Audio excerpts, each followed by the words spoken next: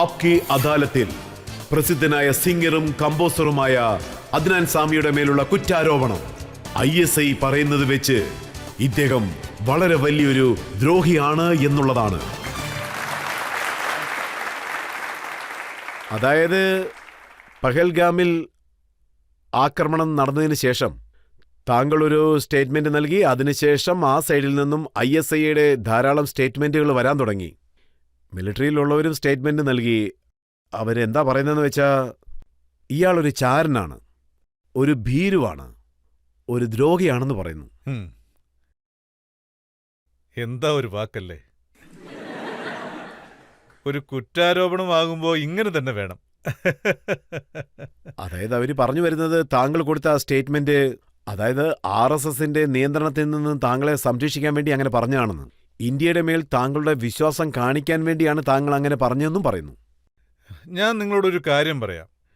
അതായത് ഈ കാര്യത്തെക്കുറിച്ച്, ഈ വിഷയത്തിൽ ആരെയാണ് ദ്രോഹി എന്ന് വിളിക്കുക?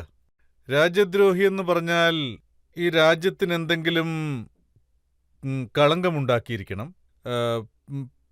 പിന്നെ പിന്നെ ഈ സിറ്റുവേഷനിൽ പാകിസ്ഥാനിൽ നിന്ന് ഇങ്ങോട്ട് കയറി വന്ന് പാകിസ്ഥാനെക്കുറിച്ചുള്ള പല രഹസ്യങ്ങളും, അതായത് ഇന്റേണൽ ടോപ്പ് സീക്രട്സിനെ കുറിച്ച് ഞാൻ ഇവിടെയുള്ളവരോട് പറഞ്ഞു. അതുകൊണ്ട് അവർക്ക് ഒരുപാട് നഷ്ടമുണ്ടായി എന്ന് പറയുന്ന പോലുണ്ട്.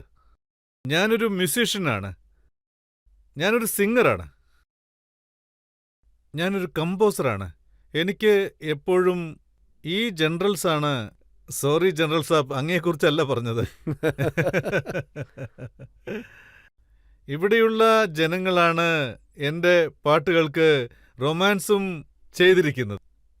അവർ ഡാൻസും ചെയ്തിട്ടുണ്ട്, അവർക്കറിയാമല്ലോ. മുഷറഫ് സാർ താങ്കളുടെ പാട്ട് കേട്ട് നന്നായിട്ട് ഡാൻസ് കളിക്കൊന്നും കേട്ടു. അതെ അതെ. ചോദ്യം എന്താന്ന് വെച്ചാൽ, ഇവരുടെ കാര്യമെടുത്താൽ ആർമിയുടെ എസ്റ്റാബ്ലിഷ്മെൻ്റ് ആവട്ടെ, അത് ISI ആയിക്കോട്ടെ, അങ്ങനെ അതുപോലെ ഒരുപാടെണ്ണമുണ്ട്. ഇവരൊക്കെ കാശ്മീരിനെ ഒരു പ്രശ്നമാക്കി മാറ്റിവെച്ചിരിക്കുകയാണ്. ഞങ്ങൾ ഇതൊക്കെ ശരിക്കും ഇസ്ലാമിനു വേണ്ടിയാണ് ചെയ്യുന്നത് എന്നാണ് ഇവർ പറഞ്ഞു നടക്കുന്നത്. പക്ഷേ സത്യമെന്നത് തികച്ചും വ്യത്യസ്തമാണ്.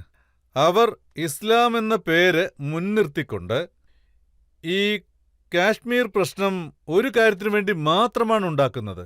അതായത് അവർക്ക് പുറത്തുനിന്ന് ഡൊണേഷൻ വരണം, പിന്നെ ഫണ്ടിങ് വരണം. ആ ഫണ്ട് കൊണ്ട് അവരുടെ വീടും അവരുടെ പോക്കറ്റും നിറയ്ക്കണമെന്ന് അവർ ആഗ്രഹിക്കുന്നു. അവരാണ് ഈ പ്രശ്നം ഉണ്ടാക്കുന്നത്. അതിൻ്റെ തെളിവ് നമ്മൾ നോക്കുകയാണെങ്കിൽ, അവർ ജീവിക്കുന്ന വിധം, അവർ ഈ രാജ്യത്തെ എങ്ങനെയൊക്കെ കൊള്ളയടിച്ചിട്ടുണ്ടോ.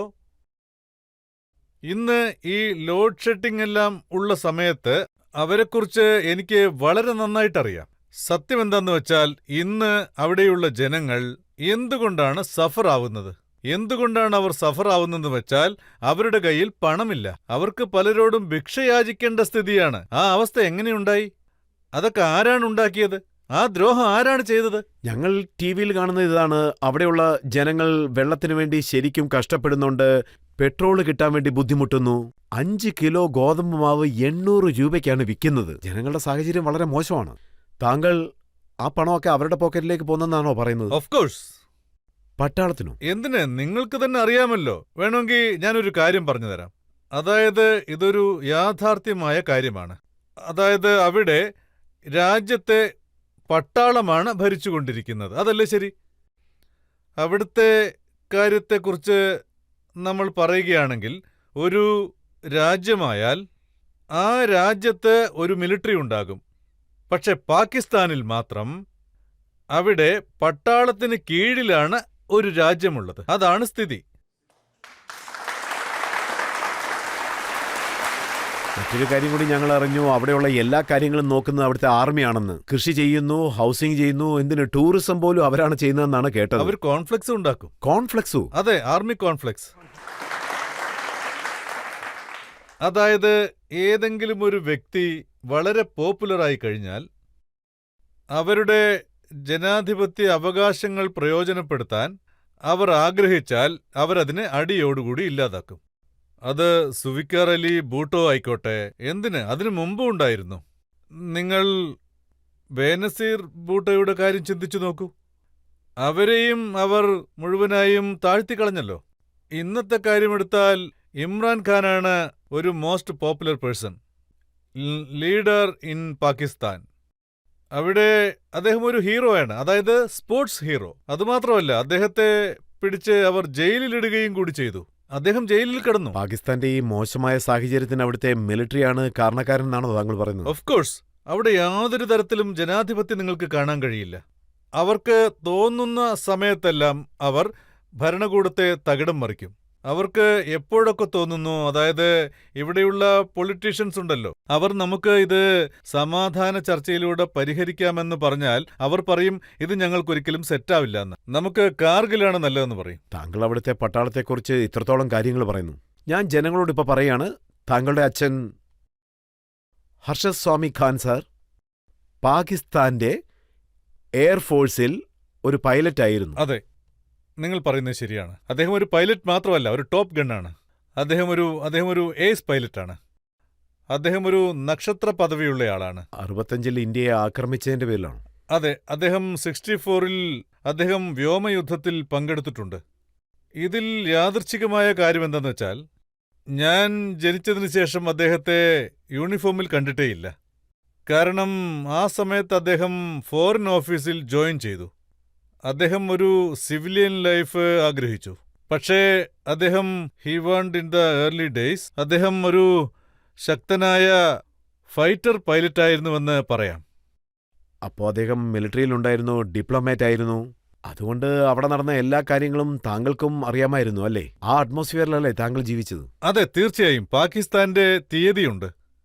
ഞാൻ ലിറ്ററലി അധികാരത്തിന് വളരെ അരികിൽ ജീവിച്ചവനാണ്. എനിക്ക് എക്സാക്റ്റായിട്ട് അറിയാം അകത്ത് എന്തൊക്കെയാണ് നടക്കുന്നത്. ഞാൻ നേരിട്ട് പലതും കണ്ടിട്ടുണ്ട്.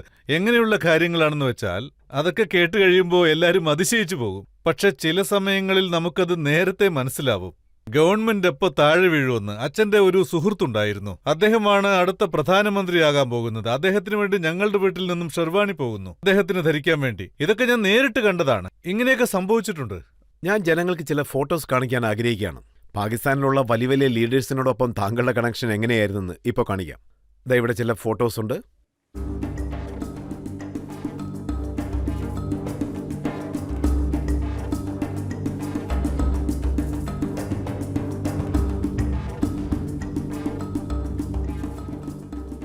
പാകിസ്ഥാനിലുള്ള നേതാക്കന്മാരോടൊപ്പം, അതായത് പ്രസിഡന്റ്, പ്രൈം മിനിസ്റ്റർ, അവരോടൊപ്പം സൗഹൃദം പങ്കിട്ട ഒരു വ്യക്തിക്ക് അദ്ദേഹത്തിന് പോലും പാകിസ്ഥാനിൽ പ്രശ്നമാണോ?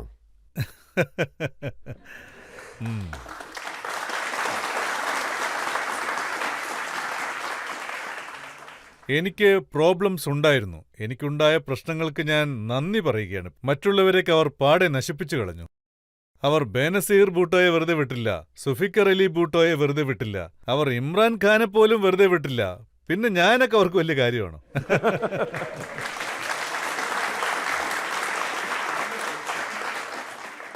എന്താണ് കാരണം? എന്തുകൊണ്ടാണ് തീവ്രവാദികളെ വളർത്തുന്നത്? ഇത് നിങ്ങൾ അവരോട് ചോദിക്കേണ്ട ചോദ്യമാണ്. അവർ പറയുന്ന ഒരു പ്രധാന കാര്യം, തീവ്രവാദം കാരണം അവർ ഒരുപാട് പ്രശ്നങ്ങൾ നേരിടുന്നുണ്ട്. അതായത് അവർ വിക്ടിമായി മാറിക്കളയും. അതായത് നിങ്ങൾ തന്നെ ഫ്രാങ്കൻസ്റ്റൈൻ വളർത്തും, എന്നിട്ട് ഞങ്ങൾക്കും അതിനും തമ്മിൽ യാതൊരു ബന്ധവുമില്ല, ഞങ്ങൾ വിക്ടിമാണ്. പിന്നെ ഒസാമ ബിൻ ലാദന് ഞങ്ങളൊരു വീട് കൊടുത്തിരുന്നു. അത് ശരിയാണ്, സത്യമാണ്. ഞങ്ങൾ ദിവസവും നോക്കുകയാണെങ്കിൽ ഹഫീസ് സയ്യിദ്, ഇവരെ എല്ലാവരെയും ഗ്ലോബൽ ടെററിസ്റ്റായിട്ട് അംഗീകരിച്ചതാണ്. അമേരിക്കയും തീവ്രവാദികളായിട്ട് അംഗീകരിച്ചു. പക്ഷെ അവര് പാകിസ്ഥാനിൽ ഫ്രീ ആയിട്ട് ചുറ്റിക്കറങ്ങുന്നു, സംസാരിക്കുന്നു. അതെ അതെ. ഇതുകൊണ്ട് അവിടുത്തെ മിലിറ്ററിക്ക് എന്താണ് ലാഭം? അതായത് അവർ മുഖേന ഇവരുടെ മദ്രസകളിലൂടെ വീണ്ടും അവർ ജിഹാദികളെ വളർത്തുന്നു.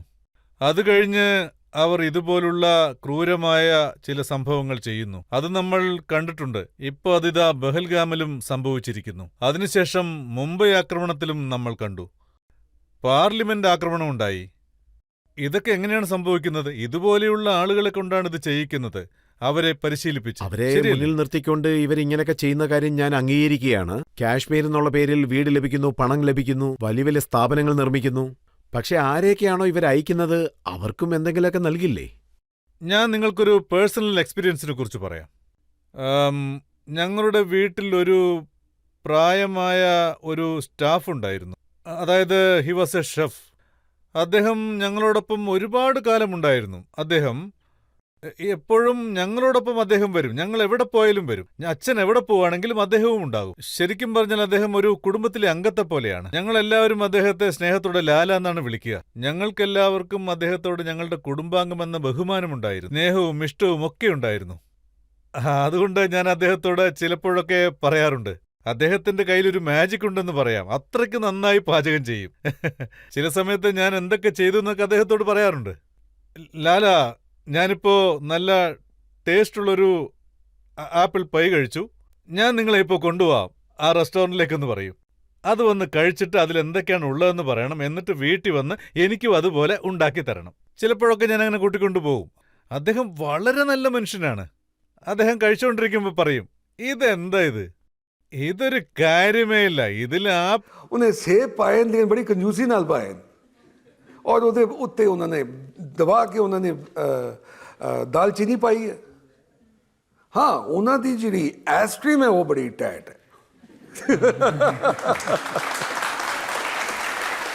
അദ്ദേഹം വീട്ടിൽ വന്നതിന് ശേഷം അതുപോലെ ഞങ്ങൾക്ക് ഉണ്ടാക്കി തരും. പക്ഷേ അത് അവിടത്തേക്കാൾ വളരെ നന്നായിരിക്കും, ടേസ്റ്റ് ആയിരിക്കും. ഒരു ദിവസം ഞങ്ങൾ, അതായത് മോർണിംഗ് ടൈമിൽ ഞങ്ങൾ, അതായത് അന്ന് സ്വീഡനിലായിരുന്നു. അന്ന് രാവിലെ എന്തോ അലറി വിളിക്കുന്ന ശബ്ദം കേട്ടു. ഞാൻ ഓടിച്ചെന്ന് നോക്കി. കിച്ചണിൽ നിന്നായിരുന്നു ആ ശബ്ദം വന്നത്. ഞാൻ അവിടെ ചെന്ന് നോക്കുമ്പോൾ ലാല അവിടെ കിടക്കുകയായിരുന്നു. അദ്ദേഹം നിലവിളിക്കുന്നുണ്ട്, പക്ഷെ പറയാൻ കഴിയുന്നില്ല. ഞാൻ അദ്ദേഹത്തോട് എന്തു പറ്റി ലാല, എന്താ പറ്റിയെന്ന് ചോദിച്ചുകൊണ്ടിരുന്നു. അദ്ദേഹത്തിന് ആ സമയത്ത് ഒന്നും പറയാൻ കഴിഞ്ഞില്ല. അദ്ദേഹത്തിന്റെ കയ്യിലൊരു പേപ്പർ ഉണ്ടായിരുന്നു, അത് ഞാൻ വാങ്ങി നോക്കി. അതൊരു ലെറ്ററായിരുന്നു. ആ ലെറ്ററിൽ എന്താ എഴുതിയിരുന്നെന്ന് വെച്ചാ, അതായത് സ്നേഹമുള്ള അബു, ഒരുപക്ഷെ നിങ്ങളുടെ കയ്യിൽ ഈ ലെറ്റർ കിട്ടുകയാണെങ്കിൽ ഞാൻ എൻ്റെ ലക്ഷ്യത്തിലെത്തിയെന്നാണ് അർത്ഥം. അങ്ങനെ എഴുതിയിരുന്നു. നിങ്ങൾ ഈ കാര്യം അറിയാനിടയായാൽ വളരെ സന്തോഷിക്കും. ഞാൻ എന്നെ ജിഹാദിനു വേണ്ടി പൂർണ്ണമായും സമർപ്പിച്ചു കഴിഞ്ഞു. അതിന് ഞാൻ പൊയ്ക്കൊണ്ട് ഇരിക്കുകയാണ്, എൻ്റെ ത്യാഗം നിറവേറ്റാൻ വേണ്ടി. പിന്നെ ഈ കത്ത് നിങ്ങൾ വായിക്കുകയാണെങ്കിൽ ഞാൻ ത്യാഗിയായെന്നർത്ഥം. ഇനിയൊരു പക്ഷേ എൻ്റെ ആഗ്രഹത്തെ നിങ്ങൾ അംഗീകരിക്കുകയാണെങ്കിൽ നിങ്ങളുടെ ദുഃഖത്തെ ഒരു വിധത്തിലും നിങ്ങൾ പുറത്ത് കാണിക്കാൻ പാടില്ല. നിങ്ങൾ ആഘോഷിക്കണം. നിങ്ങൾ എല്ലായിടത്തും ചെന്ന് അവിടെയുള്ളവർക്ക് മധുരം വിതരണം ചെയ്യണം. കാരണം നിങ്ങളുടെ മകൻ ത്യാഗിയായിരിക്കുന്നുവെന്ന്. ഞാൻ ആ ലെറ്റർ വായിച്ച് ഒന്നും മനസ്സിലാകാതെ അമ്പരന്ന് നിന്നു. ആ മനുഷ്യനുണ്ടല്ലോ, അദ്ദേഹം തൻ്റെ ജീവിതകാലം മുഴുവനും ആ ഫാമിലിക്ക് വേണ്ടി, അതായത് പണം സമ്പാദിച്ച് വീട്ടിലേക്ക് അയച്ചു കൊടുക്കും. ആ മനുഷ്യൻ തകർന്നുപോയി. അദ്ദേഹം പിന്നീട് പറഞ്ഞു, എന്നെ എൻ്റെ നാട്ടിലേക്ക് പറഞ്ഞേക്കണം, എനിക്കെൻ്റെ നാട്ടിലേക്ക് പോകണം.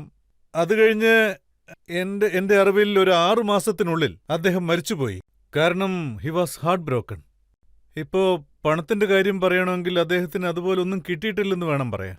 നയ പൈസ പോലും കിട്ടിയില്ല. അതായത് ഇതെനിക്ക് നേരിട്ടറിയാവുന്ന കാര്യമാണ്. അതുകൊണ്ടാണ് ഞാൻ പറയുന്നത്. എനിക്ക് ഒന്നും ചെയ്യാൻ കഴിയാത്തൊരു സിറ്റുവേഷനായിരുന്നു. അതായത് ആ പയ്യന് വെറും 19 വയസ്സേ പ്രായമുള്ളൂ. 19 വയസ്സിൽ അവൻ ഇങ്ങനെ ഒരു കാര്യം ചെയ്തു. അവർക്ക് ഒരു കാര്യം മനസ്സിലാവുന്നില്ല. അവരൊരു ചെറിയ പയ്യനെയാണ് അതിലേക്ക് സെലക്ട് ചെയ്തത്. ആ വ്യക്തി ഉടനെ ഷഹീദാവുകയില്ല. അവന്റെ കുടുംബം മുഴുവൻ ഒന്നുമില്ലാതെ തരിപ്പണമായി മാറും. അതായത് അവർ അവരുടെ പോക്കറ്റ് നിറയ്ക്കാൻ വേണ്ടി, അവരുടെ സ്വാർത്ഥതയ്ക്ക് വേണ്ടി ഇതുപോലെയുള്ള ചെറുപ്പക്കാരുടെ ജീവിതം നശിപ്പിച്ച് ഇവരെ ബ്രെയിൻ വാഷ് ചെയ്യുകയാണ്. അവർക്ക് ഇവരെക്കുറിച്ച് യാതൊരു ചിന്തയും ഉണ്ടാകില്ല. ഇവരുടെ സ്ഥിതി എന്താകും, ഇവരുടെ കുടുംബത്തിന് എന്തുമാത്രം നഷ്ടമുണ്ടാകും. അതുകൊണ്ട് ഇസ്ലാമിന്റെ പേര് പറഞ്ഞുകൊണ്ടാണ് ഇതെല്ലാം ചെയ്യുന്നത്. അതെ, ഇതുപോലെയൊക്കെ ചെയ്ത് ഇസ്ലാമിന്റെ അവര് പേര് പറഞ്ഞ്, പഹൽഗാമിൽ ജനങ്ങളുടെ മതം ചോദിച്ചുകൊണ്ടാണ് അവരെ വെടിവെച്ചത്. അതെ, സത്യമാണ്. അതായത് ഇതുപോലെയുള്ള കാര്യങ്ങൾ ചെയ്യുന്ന നിങ്ങൾ എന്നെ രാജ്യദ്രോഹി എന്ന് വിളിച്ചാൽ നിങ്ങൾ നിങ്ങളുടെ രാജ്യത്തിന് മാത്രമല്ല ദ്രോഹി, ഈ ലോകത്തിന് തന്നെ ദ്രോഹിയാണ്.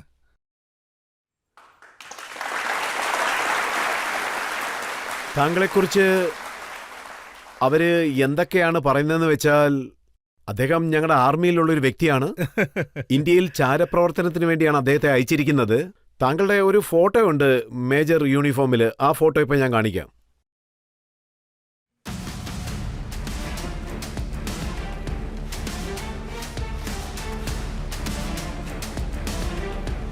മീശയൊക്കെ വെച്ച് താങ്കൾ ഒരു മേജറിനെ പോലെ തന്നെ ഉണ്ട്. അതിലവർ എഴുതിയിരിക്കുന്നത്, മേജർ ഇന്ത്യയിൽ ഇരുന്നുകൊണ്ട് താങ്കൾ നന്നായി പ്രവർത്തിക്കുന്നുണ്ട്, തുടർന്ന് ഇതുപോലെ ഇൻഫർമേഷൻ അയക്കാനും പറയുന്നു. മിഷൻ മറക്കാൻ പാടില്ലല്ലോ. എന്ത് തോന്നുന്നു അത് ചെയ്യണം.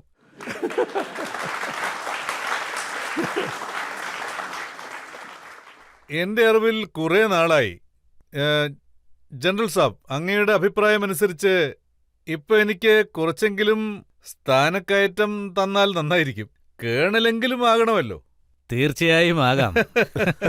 താങ്കൾ ഫീൽഡ് മാർഷൽ ആകേണ്ട ആണോ സാർ?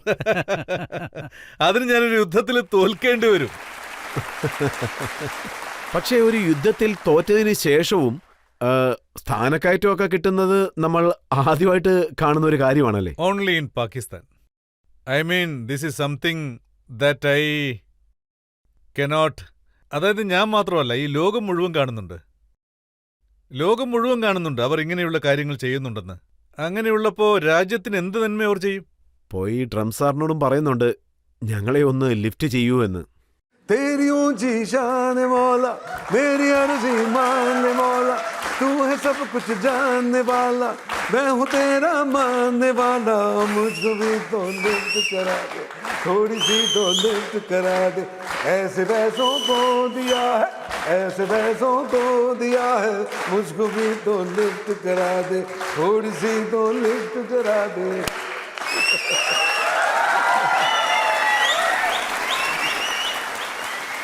കണ്ടില്ലേ, താങ്കൾ ഒരേ മിനിറ്റിൽ തന്നെ മൊത്തം ആംബിയൻസും മാറ്റിയിരിക്കുകയാണ്. ഇപ്പൊ ഓഡിയൻസിൽ ആർക്കെങ്കിലും ചോദ്യം ചോദിക്കണോ? എന്റെ ചോദ്യം എന്താണെന്ന് വെച്ചാൽ, താങ്കൾക്ക് പത്മശ്രീ അവാർഡ് ലഭിക്കുമ്പോൾ താങ്കൾ പല കാര്യങ്ങളും ഫേസ് ചെയ്തിട്ടുണ്ട്. നിറയെ പേര് താങ്കളെ ട്രോൾ ചെയ്തിട്ടുണ്ട്. പലരും നന്നായിട്ട് വഴക്കു പറഞ്ഞു. അതായത് ഒരു പാകിസ്ഥാൻ സേനയിലുള്ള ഒരാൾക്ക് എങ്ങനെ ഈ പത്മശ്രീ അവാർഡൊക്കെ കൊടുക്കുന്നെന്ന്. താങ്കളെ അത് വിഷമിപ്പിച്ചോ?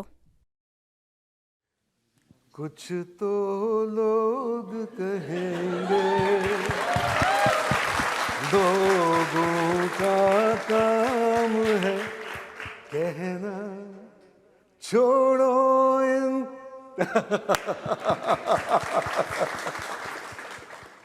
വായുണ്ടെങ്കിൽ എന്തും പറയാലോ. അതൊന്നും ഞാൻ ശ്രദ്ധിക്കാറില്ല, ഒന്നും കാര്യമാക്കാറില്ല.